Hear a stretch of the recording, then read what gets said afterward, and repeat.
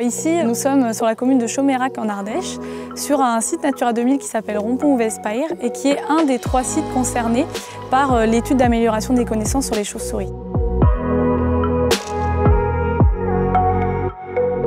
Le projet il est né à l'occasion d'une réunion de réseau organisée par les services de l'État en 2015.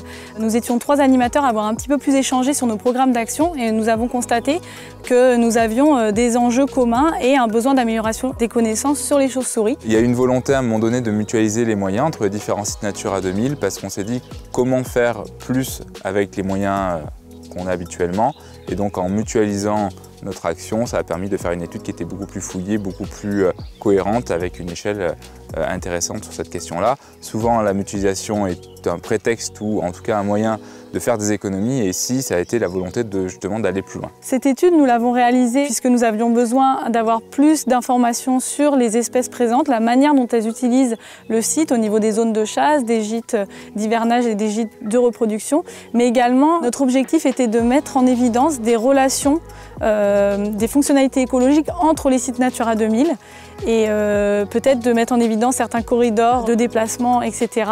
Et puis à terme de pouvoir prioriser des actions de conservation à l'échelle de cette grande zone de 50 000 hectares de ces 3 sites Natura 2000. C'est des espèces très mobiles qui vont se déplacer sur de grandes distances entre l'endroit où elles passent la journée et l'endroit où elles vont se nourrir la nuit.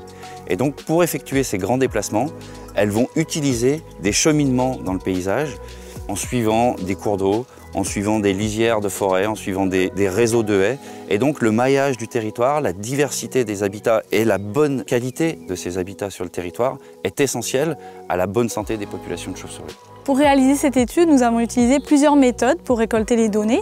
Donc, par exemple, les enregistrements ultrasons qui permettent de reconnaître les espèces de chauves-souris, de voir sur quel secteur elles chassent. Également des captures d'individus qu'on équipait d'un émetteur pour pouvoir suivre leur déplacement jusqu'à leur gîte. C'est aussi le suivi des gîtes d'hivernage, donc on allait dans les grottes pour compter les individus, ou encore un avis de recherche, une enquête participative auprès de la population pour savoir s'ils avaient des chauves-souris dans leurs combles, etc.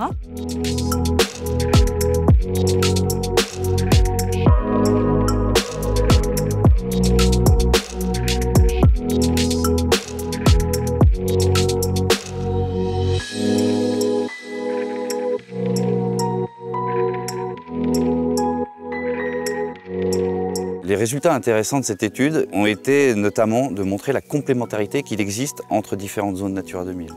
Donc un site qui héberge par exemple la colonie de reproduction d'une espèce et un autre site qui héberge le secteur où une chauve-souris va aller se nourrir tous les jours pour élever son jeune.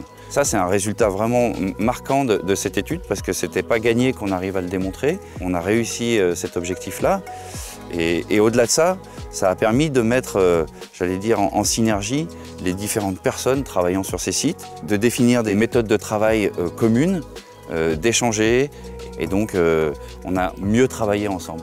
Tout au long de ce projet et de cette étude, nous avons mis en place des actions de sensibilisation qui ont pu également aboutir à des actions de préservation grâce à cette connaissance locale.